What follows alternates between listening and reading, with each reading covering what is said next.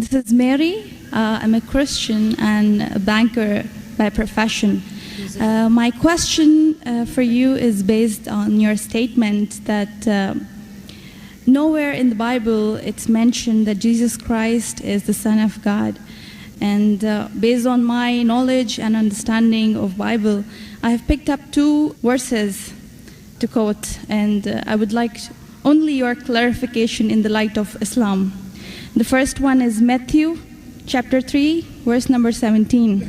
And lo, a voice from heaven saying, "This is my beloved Son, in whom I am well pleased." The second is John chapter 3, verse number 16. For God so loved the world that he gave his only begotten Son. So whosoever shall believe in him shall not die but have everlasting life. That's right.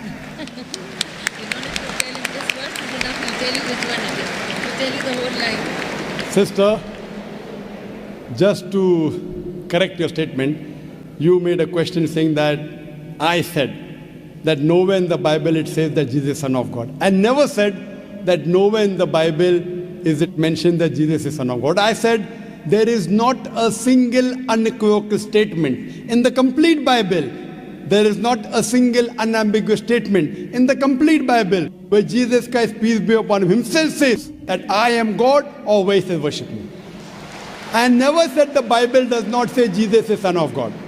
What I said, there is not a single unambiguous statement, not a single unequivocal statement in the complete Bible where Jesus Christ, peace be upon him, himself says that I am God, or where he says worship me.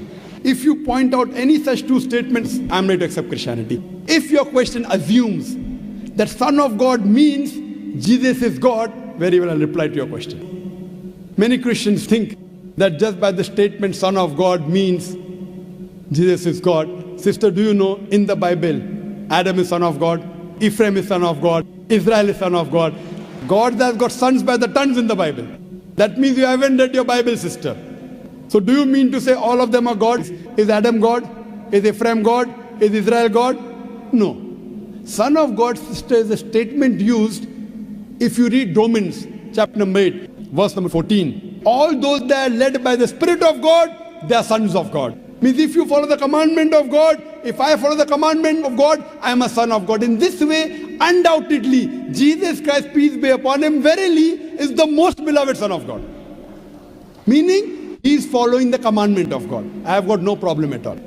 If you say Son of God means persons who follow the commandments of God, like it's mentioned in Romans, all those who are led by the Spirit of God, they are sons of God. If I follow the commandment of God, you follow the commandment of God, we are called children of God.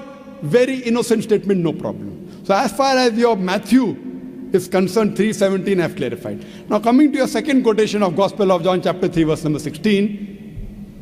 But what the Christian missionaries say, no, brother Zakir, Jesus Christ, peace be upon him, is not a normal son. He is the begotten Son of God. And they quote Gospel of John, chapter number 3, verse number 16. For God so loved the world that he gave his only begotten Son. Whosoever believeth in him shall not die, but have everlasting life.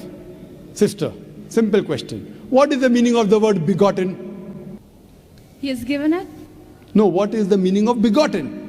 He has given his Son to the people. No, sister. Begotten doesn't mean he's given his son. You know English, I know English. Your English is, mashallah, very good. Begotten doesn't mean he's given his son. If I say you have begotten a son.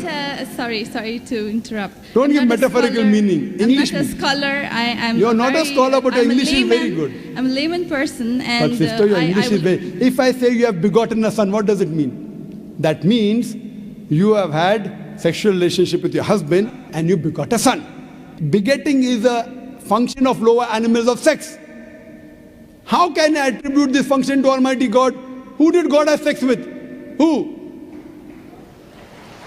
That's the reason the scholars of Christianity, if you read the Revised Standard Edition, Revised Standard Version of the Bible, revised by 32 scholars, Christian scholars of the highest eminence, backed by 50 different corporate denominations, they say this word begotten in Gospel of John, chapter number 3, verse number 16, is an interpolation, is a fabrication, is a concoction, and they're thrown out of the Bible. So if you read the Bible, If you read the Revised Standard Version, it is the bestseller in the world.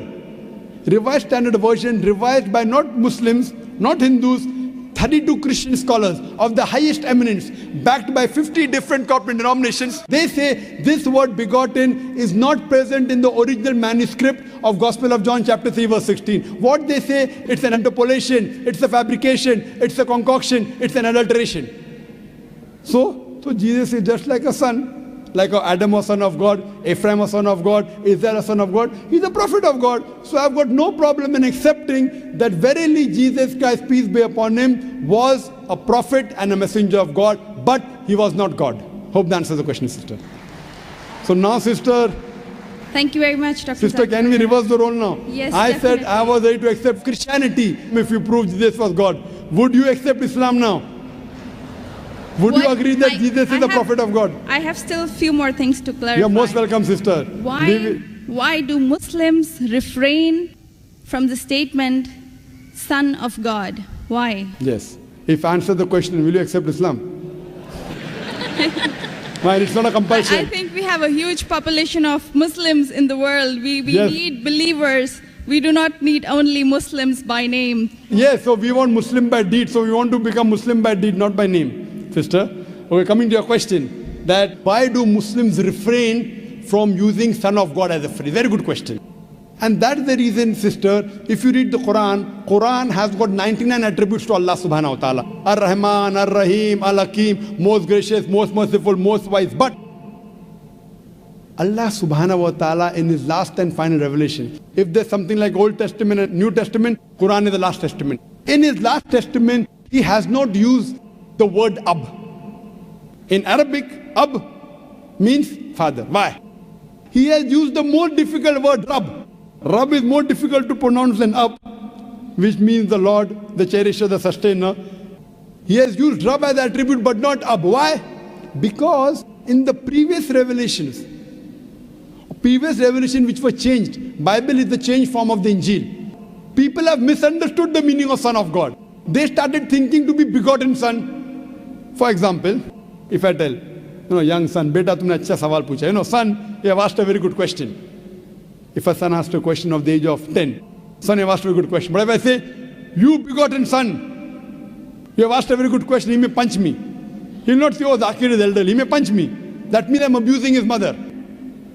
If I say, my begotten son, he'll get angry. I'm insinuating that I had sex with his mother. So son is innocent word. Begotten son is not innocent. Same way, the son is a very good word, but people started misunderstanding. So to remove this confusion, that's the reason the Quran does not use the word father as attribute to Almighty God. Otherwise, it's a good word. So same way, we refrain from using Son of God because people start thinking that he's God. No Christian ever comes and tells me Adam is son of God, Ephraim is son of God. Why? Bible says Israel is son of God. Why don't you come and tell me? Because they are programmed. No Christian has come and told me that the Bible says Ephraim is son of God. No, why? Because they are programmed to believe that Jesus Christ is Almighty God. He never said he's Almighty God. And I told you earlier, in my earlier answer, he never claimed divinity. That means you're insulting Almighty God. That means you're insulting Jesus Christ, peace be upon him. That's what I say. If Christian means a person who follows the teachings of Jesus Christ, peace be upon him, we Muslims are more Christian than the Christians themselves. You know why? Because if you read the Bible, Jesus Christ, peace be upon him, it's mentioned in the Gospel of John, he was circumcised on the 8th day. We Muslims are circumcised, Christians are circumcised. Jesus Christ, peace be upon him, said that you have to follow each and every law of the Bible, each and every commandment. Gospel of Matthew chapter 5 verse number 17 to 20. If you break one law or jittle from the commandment, you shall not enter the kingdom of heaven. If you go to the Old Testament, clearly says in the book of Leviticus, chapter number 11 verse number 7 to 8, in the book of Deuteronomy chapter number 14 verse number 8, in the book of Isaiah chapter 65 verse number 2 to 5, that you shall not have pork. Muslims don't have pork, but Christians have pork. So if Christian means a person who follows the teachings of Jesus Christ, peace be upon him, we Muslims are more Christian than the Christians themselves. The Bible says in the book of Ephesians chapter number 5 verse number 18 that thou shalt not have wine. It's mentioned in the book of Proverbs chapter number 20 verse number 1. Wine is a mocker. You should not have wine. Muslims don't have alcohol, but the Christians have alcohol. Further, if you analyze, there are various references I can give you.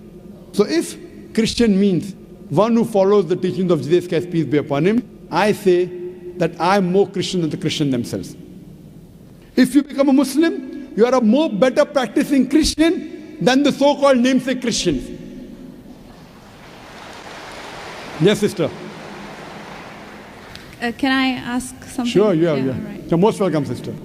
I would not like to cross-question or criticize your statement. Sister, you're most welcome to cross-question me. You're most welcome to criticize me. I love it. Unless a person doesn't cross-examine. See, suppose I want to prove something. If I say this is the best, I want to check it out whether it's best or not. That's right. Because a logical person, so please, sister, cross-examine me, criticize me, attack me. Once you're convinced, then you accept it. Yes, sister, go ahead. I will definitely not intend to do something like this. The object of questioning more is to know more so that I know what I follow is right. That's all. Thank you very much. Sister can ask any question, no problem. You're most welcome. Whether your intention is very good, but I went to the extent of saying even your intention is bad, no problem. But your intention is very good, sister. So you can ask any questions and you don't have to accept Islam. No one can force you. Quran says, La ikraha fid din. There's no compulsion in religion. Truth stands out clear from error. So don't think that if I answer a question, you have to accept. On the day of judgment, only give the evidence that I gave you the answer. Yes, sister. Any questions? Thank you very much. Yes, sister. You said that we Muslims are better Christians than the actual Christians. So the complete statement I made, if Christian means a person who follows the teachings of Jesus Christ, peace be upon him, we Muslims are more Christian than the Christian themselves. Yes, sister, your question. But this is not a layman statement. Do not have a specialized knowledge of Islam and as well as Christianity. And you can ask the doctors of divinity whether I'm saying is right or wrong. Yes, sister. Thank you very much, Dr. Naik. So what is the question then? That was my question, that why did you mention that we Muslims are better Christians than the actual Christians? When I said that, why did I say that? I think this is beyond my thinking, that That's why right. would a Muslim call himself a Christian? No, correct. Why? Because we love Jesus Christ, peace be upon him. We love him more than you. We love him, we respect him, we revere him. But we don't worship him. The reason I said this because I love Jesus Christ, peace be upon him. I respect him, I revere him, but I don't worship him. Because he never told me to worship him. If he would have told me to worship him, I would have worshipped him. So that's the reason I say, if Christian means a person who follows the teachings of Jesus Christ, peace be upon him, I am more Christian than the Christian themselves. Because I love Jesus Christ, peace be upon him. I respect him, I revere him, but I don't worship him. So hope that answers the question, sister. Thank you very much.